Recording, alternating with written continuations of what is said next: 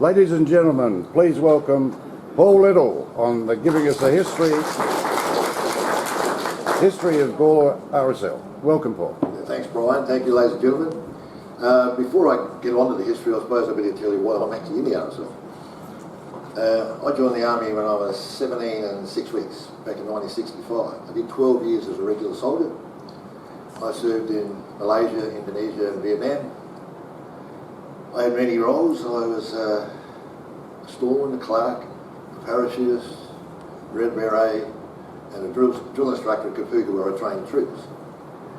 I got out after 12 years and joined the police force. This is how I come to become a member of the RSL. I was on patrol duty in Gawler when a car went through the bar window of the RSL, which is situated on Overway Bridge Road, in 1985. 85 to 86. So it's right, it was December 85, but anyway, I turned up there. Of course, I was wearing ribbons. And the RSL people approached me and said, "Oh, you're new to Gawler." I said, "No, I've been here since 77. I said, "How come you haven't joined the RSL?" I said, "You can stick the RSL where the sun don't shine." Because when I was a Vietnam vet, when we came home, they told us all to nick off. And I can remember walking into RSL in Victoria with my uncle, who was a lieutenant in the Second World War. And we were at the bar having a drink, and there's a couple of people came up, Second World War blokes, and said, "What's he doing here?" My uncle said, "He's a Vietnam vet." He said, "We don't want him in here, get him out." So my uncle never went back either. But as you can see, I'm now president of the RSL. So in 1986, I came home from work one day and there was 3 people sitting in my lounge. Margaret knew they were there. And one was George Weaver, Brian Cornelius, and Mr. McDougall. And they convinced me to join the RSL. So here I am. So that's how I became a member of the RSL. I joined the Gawler RSL back in '87. So that's basically why I'm in the RSL. I wasn't a conscript, and you'll understand why I said the word conscript when I get to some of the information I tell you around about the Second World War. Before I go into our history, I would like to explain what the RSL itself symbolises. At the top of the badge is a crown, as you can see on there, and on top of there. It signifies the Queen and country. Below the crown are national flowers of Australia, Wales, England and Ireland. The wattle and the leek and the rose and the thistle and the shamrock. In the centre of the badge are a sailor, soldier and an airman and a servicewoman now. But as you can see on that one, there wasn't a servicewoman on it. There is on that one. I'll explain that when I get a bit further into it as well. They are marching with their arms linked, symbolising friendship and unity of service, like comradeship. And all ranks in the RSL, there's no such thing as a rank. Once you enter an RSL, you can be a general or a private. Whatever your position is, once you enter that RSL, you have the same status, unless you're the president or secretary. The red of the badge symbolises the blood tie of war. That's why it's there. The white background stands for the purity of motive and the rendering of service without personal gain. The blue is a symbol of willingness to render service as a comrade under the sky. There was a move after World War II to remove the Wales, Ireland and England from the badge because of the British leaving Australia to fight the Japanese on their own.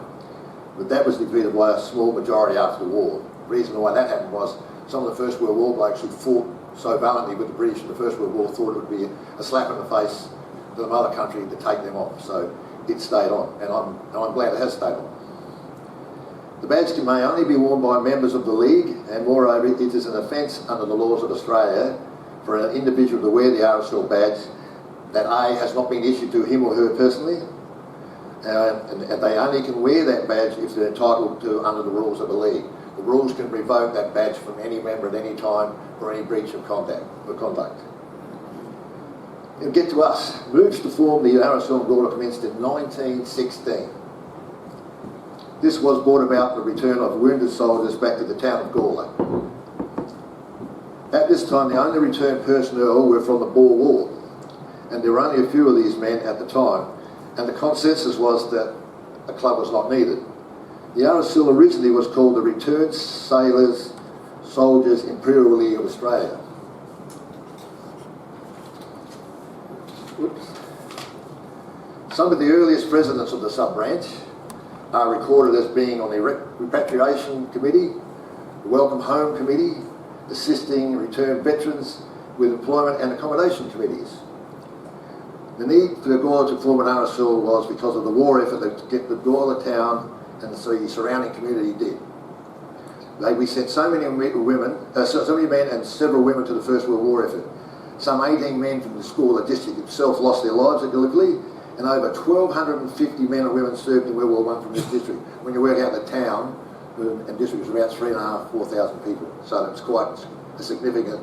They said it was 1 in every 3 men went. If you were on a farm, there were 3 sons. The father could pick which son had to stay with the farm, the other 2 could volunteer if they wanted to.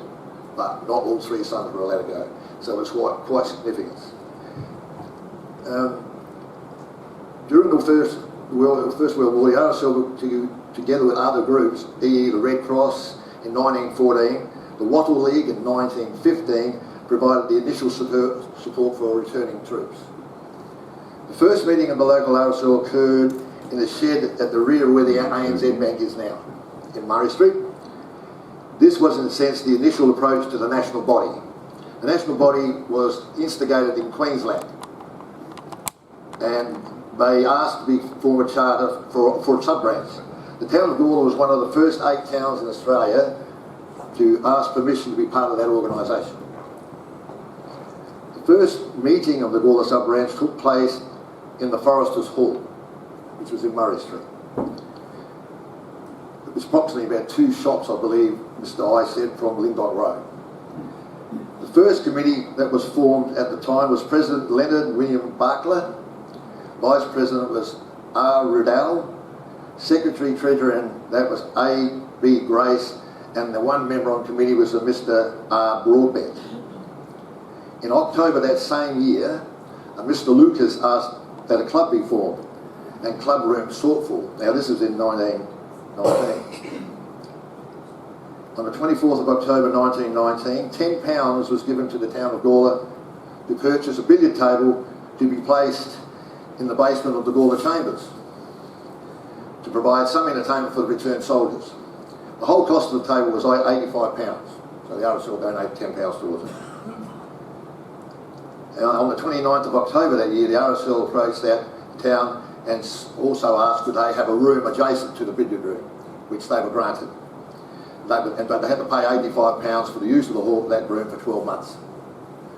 On the 4th of November that same year, the men's club, as it was known at that time, ladies, you'll love this, proposed a women's social club be formed. But when you read the minutes, the only reason they wanted the women's social club was to let them do the dishes and make cook the food. Other than that, it was a sort of an aside, you know.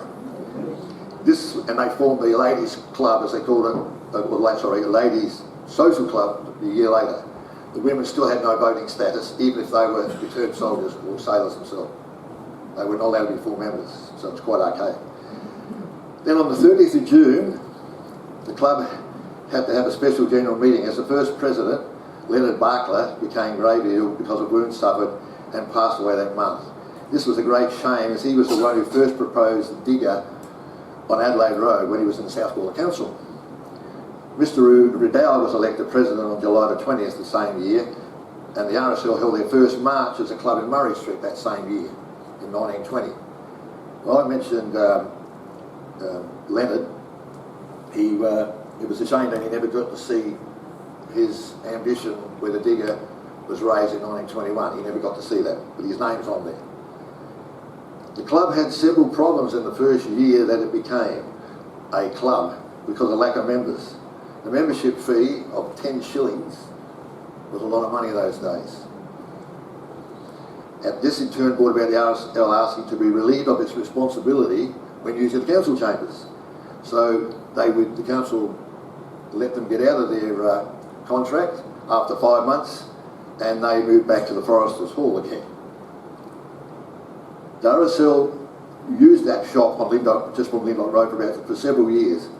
I was informed by the late Sid I that this was the case because he stated that it was behind his grandparents' fodder store, which was up on High Street. The Gawler RSL was also moved to have all returned soldiers be given a public holiday on Anzac Day. At that time, Anzac Day was not a public holiday for returned soldiers or sailors or airmen. So the RSL Gawler plus other RSLs lobbied the federal government for it to become a public holiday. The RSL Gawler sub-branch in South Australia was very vocal in that fact, because we had a very good base of ex-officers and stuff attached to the club. There was a lot of clout given by what the RSL and Gawler said in relation to that. The RSSILA, as it was called back then, had representations from Queensland, South Australia, Tasmania and Victoria. New South Wales was admitted to the league the following year, Western Australia in 1918. So South Australia were one of the first ones to be put in there. The name of the current RSL remained the RSSILA up until 1939, when it was changed to the Returned Sailors, Soldiers and Airmen's League, because there was no known Air Force that they gave any recognition to. So we had to change badges and everything else, and when you read the minutes, it caused a few problems here because of the cost to rebadge everything again. So to add that name in. The name remained that until 1965, where it was changed again to the Returned Services League. And in 1990 again it was changed to the Returned and Services League. That was done for RSLs to allow people who hadn't served overseas to be full members in the club. Before, if you hadn't had war service, you could only be an affiliate member, even though you could have done 20 or 30 years in the Army, Navy or Air Force. If you hadn't had overseas service, you weren't allowed to join the RSL as a full member. They got rid of that back in '86. Another problem we had at that time when the first amalgamation was the town of Gawler had so many different councils, and they all performed to different consensus of where they wanted the RSL. I think at one stage they said it was 5 councils that butted around Gawler, so they couldn't decide on where they were going to put the RSL. So that's hence they didn't bother building a premises until later on. So, and they had, according to Mr. I, before he passed away, they had meetings in several houses in all the different council districts just to keep every returned soldier or sailor happy. So we didn't actually have a proper club rooms until later. We must remember at that time there were so many, yeah, I said that. The location of the RSL monuments was another thing that was brought up by Mr. Leonard Wingham Barclay, because he was in the South Gawler Council, and the town of Gawler at that time thought they'd use the institute. They wouldn't allocate any land towards a monument as such. So Leonard, being on the South Gawler Council, got that land near the church on Adelaide Road, and that's where they put the digger. And the Gawler South people and the Blocks people contributed about 90% of the money into that digger. When the first welcome home for the 350 soldiers, the first welcome home parade, there was 350 soldiers in Murray Street marching that day. Everybody from around the district marched, and all the councils associated with Gawler put in towards the fundraising, bands, food stores and things like that. All the ladies groups helped out, the Wattle ladies, Red Cross, they were all there for that one. In the years from 1929 to 1939, the club functioned quite well. Reading some of the minutes, it looks like it flowed so well, everybody was getting on. The Anzac events went through the depression, even though there was a bad depression. They lowered the membership fees.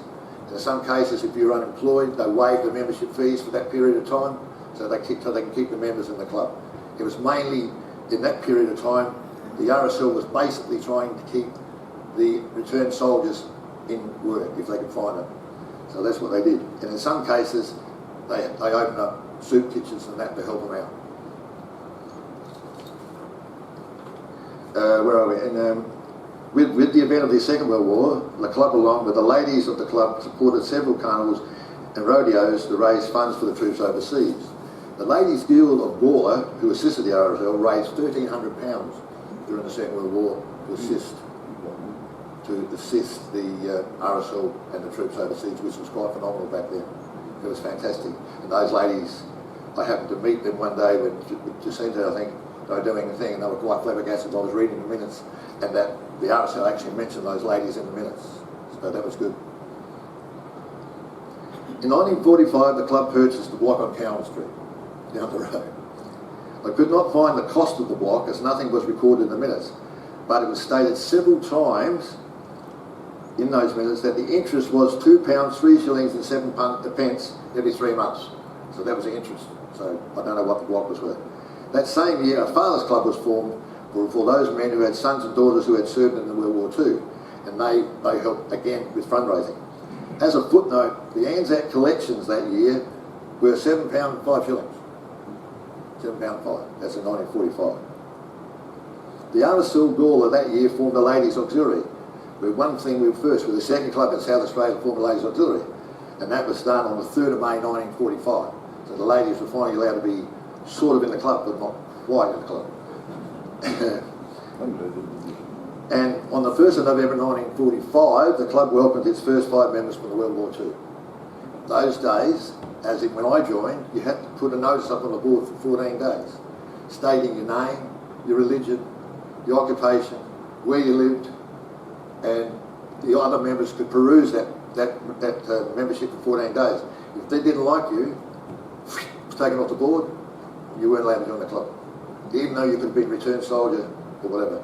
That's how they worked it. And that process didn't stop until 1991 when I came president of the RSL for the first time. And I ripped all that crap up, that stuff up. And so, yeah, up until that time, you had to put your neck up on the board, and if they didn't want you, you didn't get in. I didn't need to get in the first time because I put up Catholic, and that was a no-no. That's only because I got a seconder that they voted me in by 1 vote. Even though I was a serving police officer, because I had the religion Catholic, it wasn't welcome.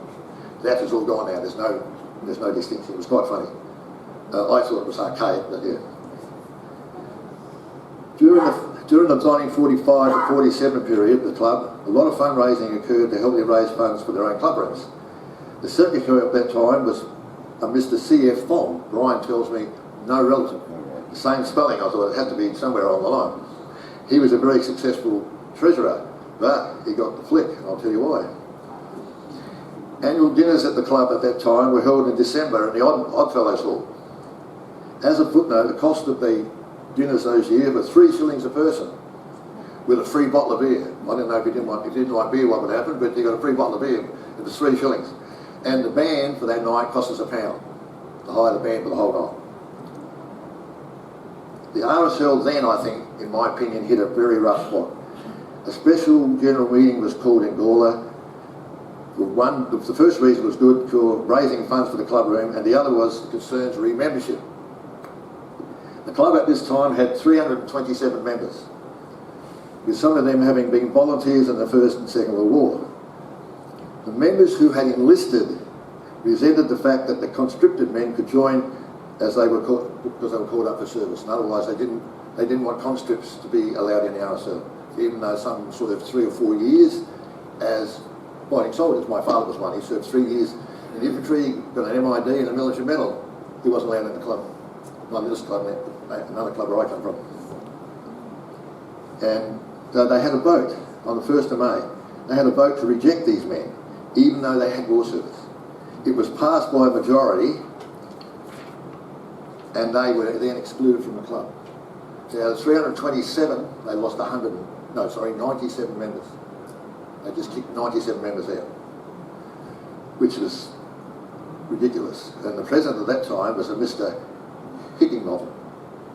Now, from that time on, the minutes are very vague, and I can understand why. So I think they felt embarrassed about it. So it was crazy. Then the RSL then moved to, for the next 9 meetings after that, for a fee of 7 shillings and 6 pence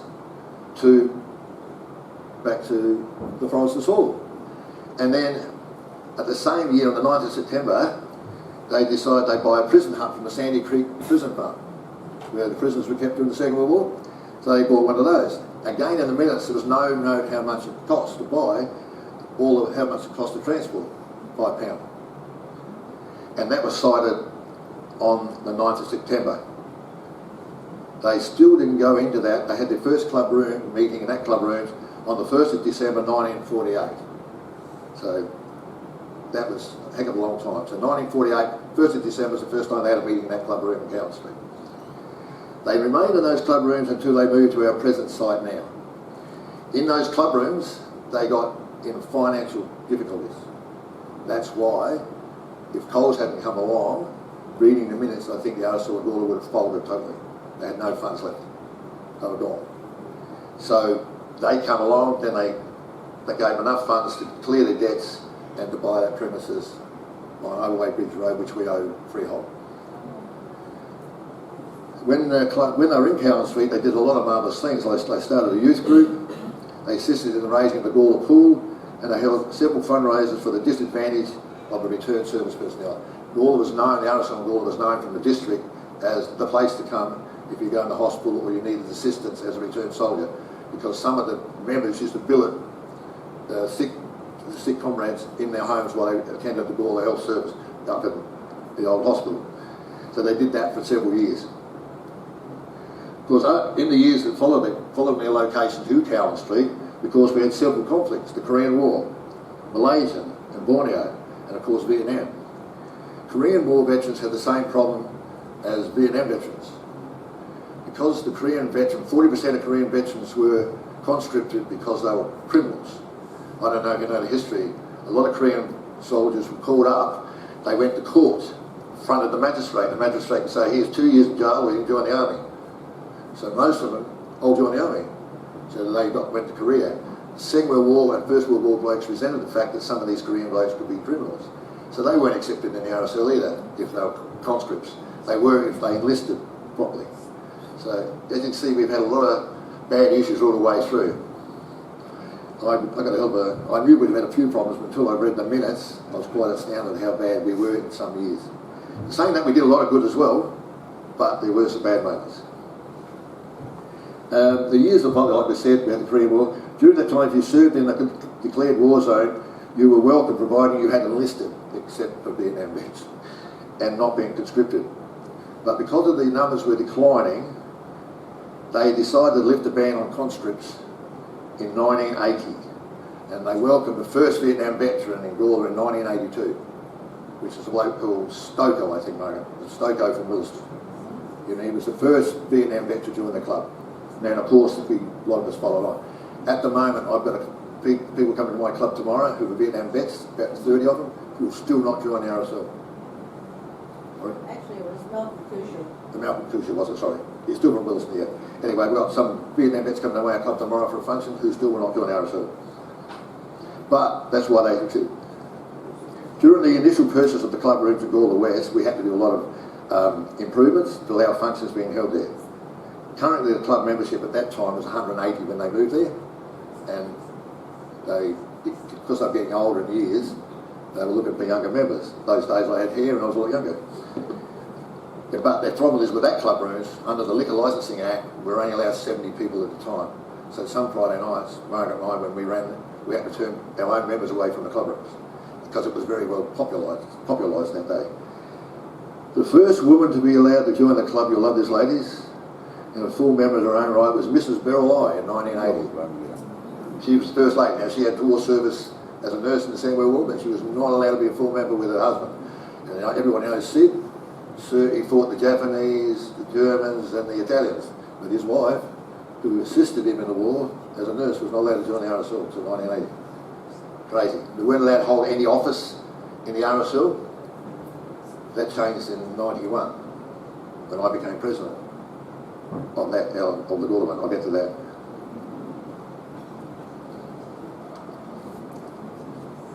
Where are we? We've lost the page.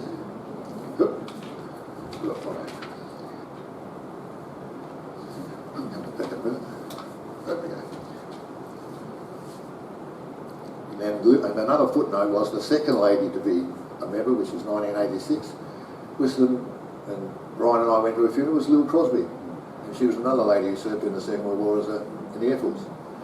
And so they were quite okay. In October 1987, the Gawler RSL was informed by council that they were to look after all the memorials in the town. When the club was informed of that, they immediately wrote the council requesting that the digger on Adelaide Road be repaired, as the rifle was in bad condition. The council hasn't changed. The council replied on the 6th of November that same year they would consider it in the next budget but didn't have any funds. On the 10th of January though, in 1988, the Gawler Club was pleased to know that the digger was restored and would be restored by the 22nd of March, which it was 1988. In that same year we welcomed all the members from the Williamstown branch because they closed. Subsequently now the RSL Williamstown started up again. They've got about 20 members. We used to do a lot of other activities as well. When we had the digger fixed, as Brian would know, then it was smashed again. The rifle was smashed again by two lads from Manopara. I know it was two lads from Manopara because I arrested them. They happened to be on patrol at the time when they were running down the road. And in all they do, they did pay some restoration back. Not all of it, but they did pay some back. So we finally got the rifle fixed properly, and as you noticed, the RSL, in conjunction with the council, the stone we put there is supposed to be the same colour. At the moment it hasn't faded quite properly, but it's made of the same granite that the original statue was made on. So hopefully, as the years go by, it will contrast more. People seem to be leaving it alone. Since the light's been up, although it's been damaged once, there's been less vandalism, and people greatly respect that monument, the same as their monument up at Pioneer Park and the one we got at the club. Where are we up to? The club then reinstated the memorial that was in Pioneer Park. Now we've got somebody called the Hand, or the park there. We then relocated the other memorial back to our club. Because I don't know if you know, but the Wattle ladies first started that memorial that we've got back at the club.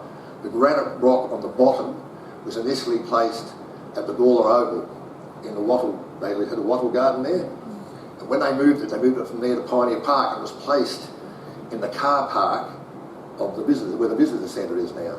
Then after that it was moved to Cowan Street, and from Cowan Street it was put into storage because we marched to the digger up until 1986. We marched from Julian Terrace, the RSL, all the way down to the digger, which was a great event, until the sergeant of police here, who was my boss, said it was getting too dangerous, so he cancelled it. I didn't think it was that bad, but he thought it was. So we've now reinstated that monument that was at Light Square, Pioneer Park, Cowan Street, back where we are. We want to maintain it. We've upgraded it. I've put on the current wars, the Merchant Navy, who was never mentioned. I put all those things on it to keep it up to date. And the Wattle ladies, and I want to keep their tradition going as well because they're the ones that donated that granite block in 1916. So it's fairly old. Let me see. And then the monument, the Pioneer Park monument, as it states now, was a joint venture between the council and the RSL. Saying that joint venture, the RSL, we got donated $22,000, and the rest was done by fundraising and an arts grant. A lot of people don't like it. 80% of the RSL members think it's fine. I think it's fine because it's non-denominational. A lot of people in the armed forces nowadays don't have religion as such. Most of them now, on my day when I was in the armed forces, on my dog tag it said RC, Rock Crusher, Roman Catholic. Now they don't have to put any religion on there. So a lot of our members now have no religion at all, and they like the fact that it's not a cross, not an angel, not a soldier. A lot of women like the fact that it's not a martyr standing there. So it's a sort of non-denominational thing. It took us a lot of working out, but the RSL, some of the RSL members didn't like it. My wife was one of those who didn't like it. But the consensus of opinion was that it's the way to go. And I think, and it's made worldwide acclaim. It's now mentioned in the War Memorial in Canberra. They think it's fine. And now there's another monument another RSL in Western Australia's got one with two hands on it. So it's the thing that's going along. Another milestone during that period was we raised an honour board. RSL raised an honour board for all World War II veterans. So these, along with all the other boards, is now hanging in the building in Murray Street. So if you want to have a look, it's quite spectacular. Right? Throughout the whole history of the RSL, 100 years, we've only had 13 live members. I don't know if it's unlucky, but I'm the 13th one.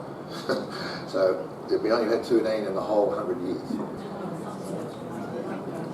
The RSL is now continuing a pattern that actually the First World War guys started. in that we are now more proactive in looking after veterans' health. First World War guys did it very well when their mates come home. The RSL maintained a comradeship where they checked on their mates. It sort of died off a bit after the Second World War, after about the Second World War, but now we've just the younger generation. The RSL, we run a pensions and welfare advocacy. I'm the pensions officer. At the moment I've got 7. I've been doing that since 2007, and I usually average around about 12 to 16 pensions a year for the RSL. I'm trained by the RSL to assist young veterans, men and women, to maintain a standard of living, and that's what the RSL should be about. Gawler's been pretty good at that. Gawler RSL in the last 20 years, a couple of presidents before me did it pretty well, and I've sort of continued it. You know, what I've tried to do now myself is to move our RSL in the direction I'd like being a service club, just like Lions and Rotary, just not be seen as a boozers club. I want us to be actively involved in the community. So what we do now is we sponsor the junior football with boys and girls in the Brosselite Gawler area. We sponsor the women's netball and girls netball, and we sponsor the women. We're the major sponsor for the women's football league. Now my friends back in World War I would die in their graves now that the RSL is supporting all these women. But the reason I do that, I should say we do that, is because a lot of the younger ADF people have got kids and they're playing in those clubs. So what I like is we put the RSL logo on things. You see it running around the ground, kids kicking a football with an RSL logo on it, and it's got Gawler RSL on it. It shows that we're doing something more active than just being a club where you go and get drunk every Wednesday and Friday approximately. That's sometimes still happening, I've been told. Is that right? Yeah, must be. It sometimes happens. Anyway. So one great lost opportunity I think the RSL Gawler got was they could have bought the Prince Albert Club Hotel. They could have bought that in 1938. No. And they said no, because they said it wouldn't be a good look to show soldiers drinking. I thought, must be a different army than when I was in. Anyway, so we had it was a fairly good price. They couldn't find the price again in a minute, so all I found was the interest payments were a bit of a worry, they said, which was about £4 a quarter or something. I don't know. It was very low. So in hindsight, I think that was a real wasted opportunity for the local RSL branch, but hindsight's a marvellous thing, isn't it? And the vote, and I should say, the vote of that meant it was lost by a narrow majority, only just lost. So the current club now, as we have, has got 140 members, I think now 146, maybe, up to 146. And we are finding that the location we are now in does not have enough room for families.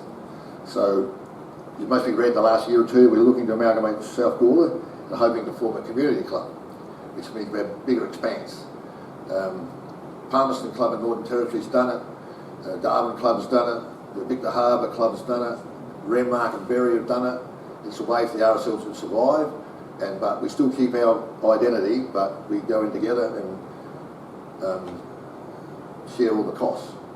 We're in a very good financial position here, the RSL Gawler, that we are one of the most financial clubs in the state. We've got more assets actually at the moment than the state branches. So, as they got ripped off, I don't know if you read the paper, 6 years ago there was $12 million in the bank in town. 2 years ago there was none. The state president and the directors at that time, we don't know what happened to it, but it went. So, but this new president, and I love this again too, the first ever president is a lady, Cheryl Gates, ex-army girl, Iraq. So my wife, who was in the army, she was Iraq as well. So it's good, we turned in 100 years, we've gone from having no women in the club to having a woman running the whole show, and she's very good. I wouldn't want to cross her. She only might be this high, but and she soon tells you off if you're not doing the right thing, trust me. There we go. So now we've got a club now where women and men are equal. And my committee at the moment, the current committee, I've got equal men and equal women. Just I like the balance, because you get two staid, especially as you get older, get staid. And luckily for us, we've got people, younger members too, a couple under, just over 40 and just some under 50, which is good. Considering I'm 71, so I'm hoping one of those will, a couple of years' time, take over. I've got one more to go here. Now, there's a big movement in our RSL here to recognise service of women. So I have some club members who still don't understand that women can wear medals on the left-hand side. And I finally straightened some of them out because it was embarrassing that they come up and say, why are you wearing the medals there? You should wear your husband's medal on the right. And I used to say, excuse me, well, one of them was a good friend of mine, she's a surgeon. She's a brilliant doctor, and we were at a function. You know the guy, Wayne Clark, said to her, why are you wearing the medals on the wrong side? And I had to chastise him because she had so many decorations. And she said to me, Paul, don't worry about it, I get that all the time. So I've taken that out of the RSL Gawler. Like I said, that doesn't exist. If you're a returned serviceman and woman, you have the same rights as everybody else. So and we've done that fairly well. We also, one of the first clubs to start the virtual war memorial for a lovely lady. There's some forms over there, I go, Brian, that you can scan and you can research all your family's history. Now, Beth Page was a lady up in Gawler East. She did all the research about the First World War. She's fantastic. She did all that work, and Wayne Clark assisted her, and the club, we paid some money towards it, and Beth put a lot of her own money in it. And RSL Gawler was one of the main driving forces of that. Now it's Australia-wide. So RSL Gawler have been proud of that. We're one of the first clubs to get the money involved in that. So that was very good. And you can be, if you're any good with the internet, I know Ian would be, you just go on there and put the thing in and off it goes. It tells you the whole history of your family's history. It's very good. And everybody can access it. Eventually up at the Pioneer Park, I haven't convinced council yet, I'm trying to get a stone there with a scanner on top so kids can come up to that park, hit that thing there and work out who those people are on those pavements. The First World War guys, Second World War guys, 2 Vietnam guys, and our one Iraqi vet we got up there, Paul Smith. And so it'd be good that kids can go up there to schools and just do that. So that's my next step. The RSL's next step is to try and get the council to do that. Hopefully we can do that.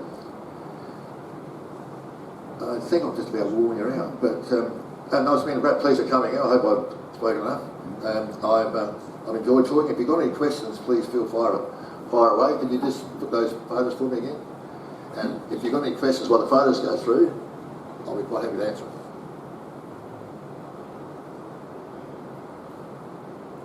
Can you put a position on the Cowan Street location? I was a bit wondering where it comes up on the photo. Does it? If you go through the photos, it will come up. It's the easiest way to say is, you know where the Bushman's Hotel is? This end of the Bushman's Hotel was nearly opposite there. All right. That's what the start was. You'll see it up on the wall. That was a sale yard, so? Yep, sale yards were behind. All right. Yeah, you'll see it in a minute. There it is there. But that's the... Back one. You go back one. There it is there, see? The sale yards were over this side. There's the outhouses, outside toilets. That's the current one. I'm leaving all these photos for your History Society anyway. And that's what the RSL, the Gawler Council and the RSL we did in Gallipoli. So we did that to all those soldiers who fell from Gawler, we went and did that. And that's where the first fleet, we went to Gallipoli sailed from, in Albany, Western Australia. A lot of Gawler people on there. There was some talk about you amalgamating and having a premises up at Springwood. That was mooted about 5 years ago. That's been squashed. It's too expensive. $7 million. Oh, right. I'll go on there. Yeah, but it was on the card. Yes, it was. South Gawler on it, yeah. George Simonala was the current president then, but we didn't have the backing. Right. That's squashed now. The only way we'll go down is from South Gawler, or we'll stay where we are. Right.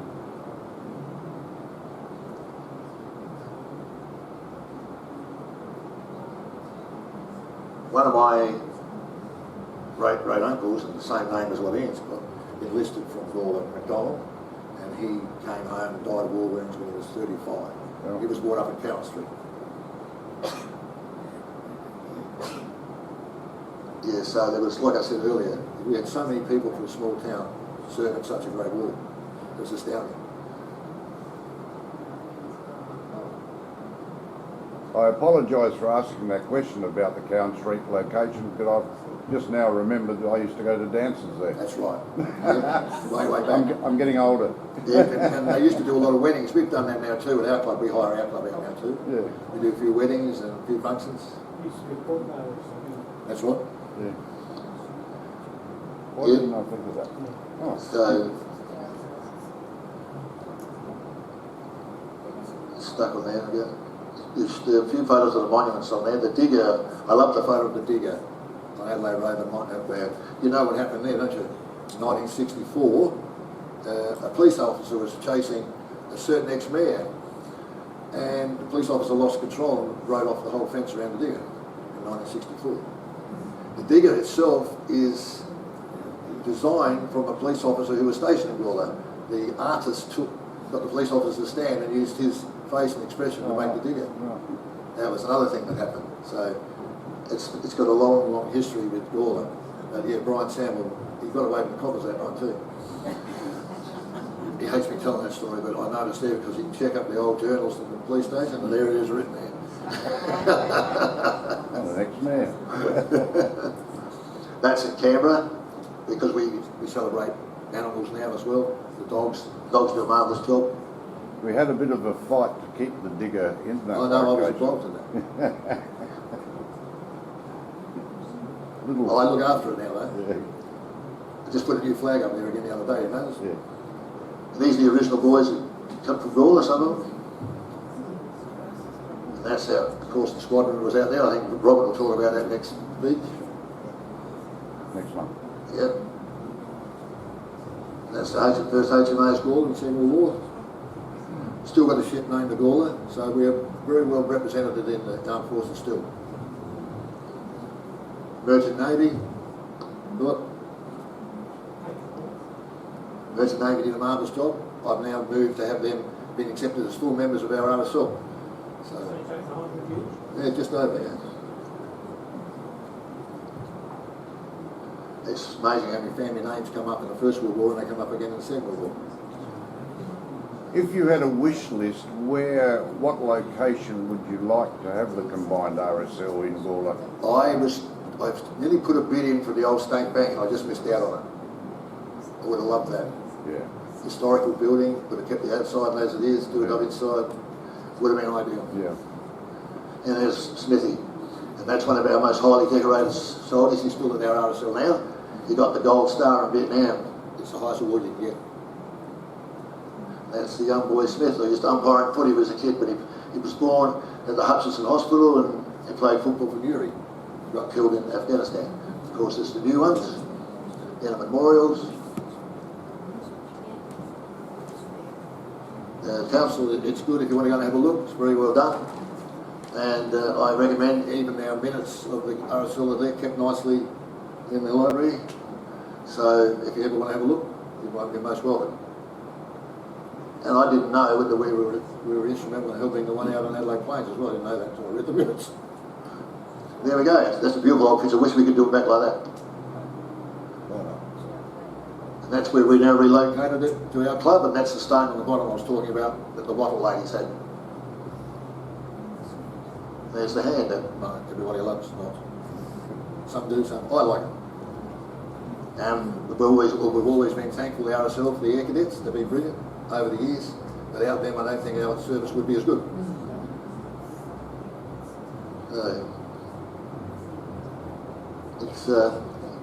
There's a couple of motley crew.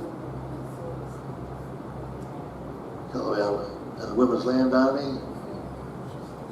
And Sid I, when he was on a horse. That one there, Sid. So yeah. That's about it, the modern stuff. Like I said, I'm leaving all these with Brian, so Yeah, we'll put it on the on the website. website. So thank you very much, ladies and gentlemen. Yes. Well done, Paul. Now, questions, there must be questions. You haven't mentioned Yeah, but just that. sorry. You haven't mentioned legacy. Do you have an affiliation with what? They use our clubs, but yeah, we let them use our club free of charge.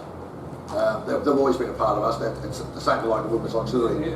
But they're a separate organisation than us. They don't come under us, but we let them. But they are. Most legacy ladies have been members of our club at one time, or their husbands have been. So yeah, we look after them. We give them free run and range of the club. Thanks for bringing it up. I should have mentioned that, but yeah, that's right. Yeah. I was speaking as Paul. Yeah. The federal government is about to put a lot of money and effort towards PTSD problems Yes. in return. What part do you think your club will be able to play in that? Pardon, what part of it? How do you envisage you being involved? Or Well, we are now. How? Well, I'm a pensions and welfare officer, like I said, so if I got somebody that comes to me and I think they've got problems, I first get them to their local doctor.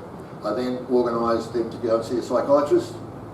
And then I ask for the psychiatrist, I get written permission off the person I'm talking to, he or she, that I can act on their behalf. I have that in written form, and that lasts for 12 months. In that 12 months, because some of them are so stressed, they can't handle the paperwork. I put a claim in last Christmas, my wife will tell you, that was 39 pages long because of all the service this person had done. Now that stresses them out, and this bloke suffering from PTSD. So what I do is I type a letter up, get him to sign it, then I can act on his behalf as an advocate. And then all doctors' reports that he gets, I'm allowed to look at because he authorises me.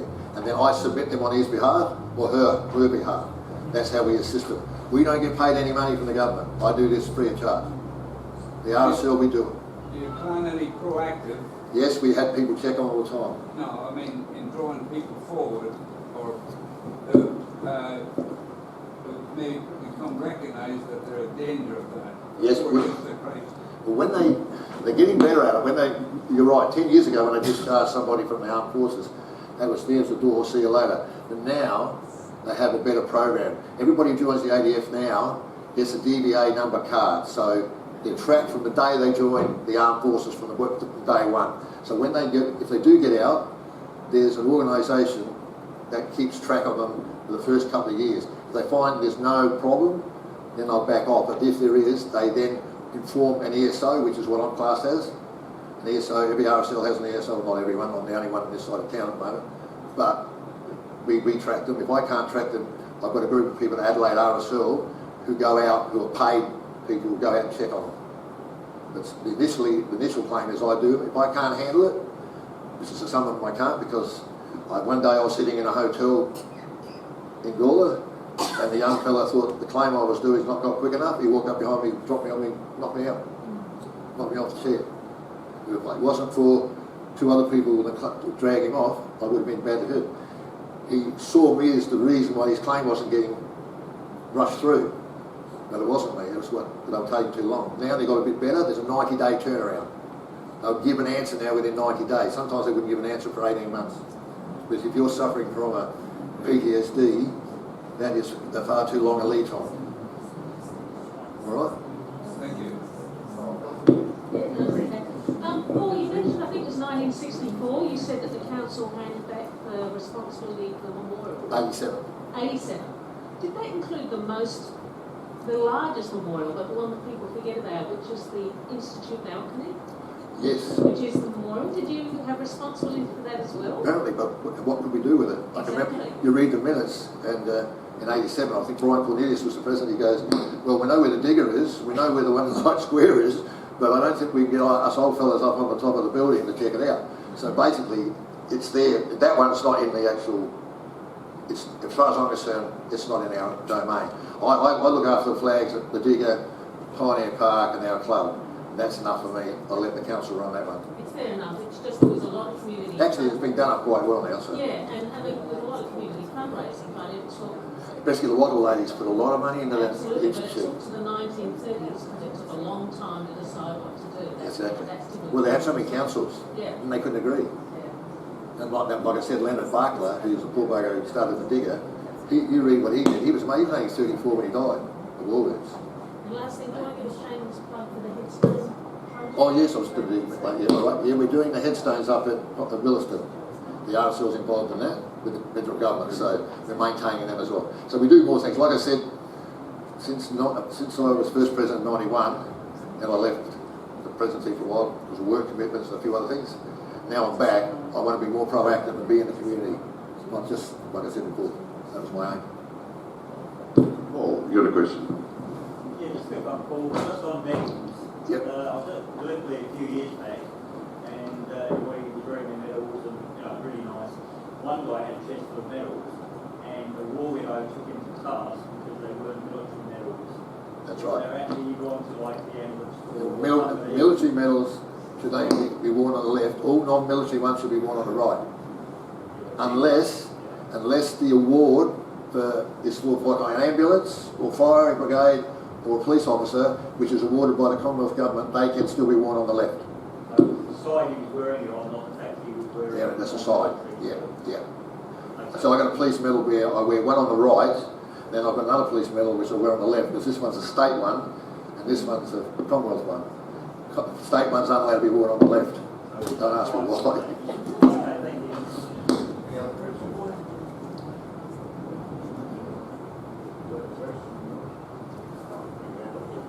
Any other questions? Paul, would you like to come forward for the vote of thanks, please?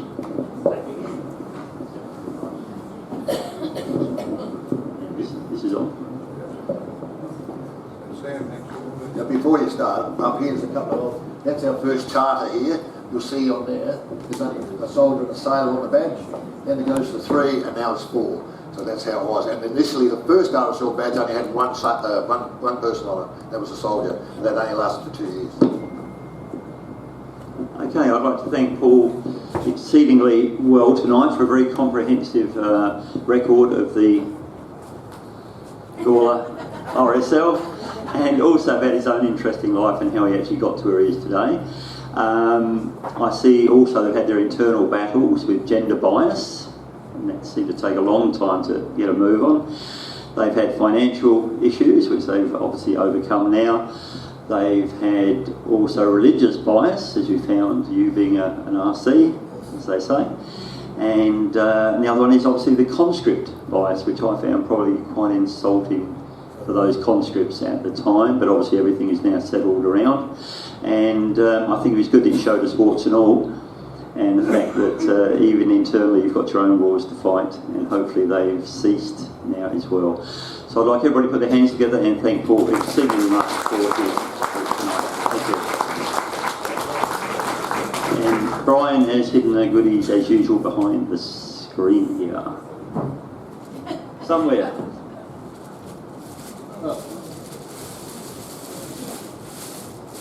No handle again. Okay. Thank you everybody again. Thank you.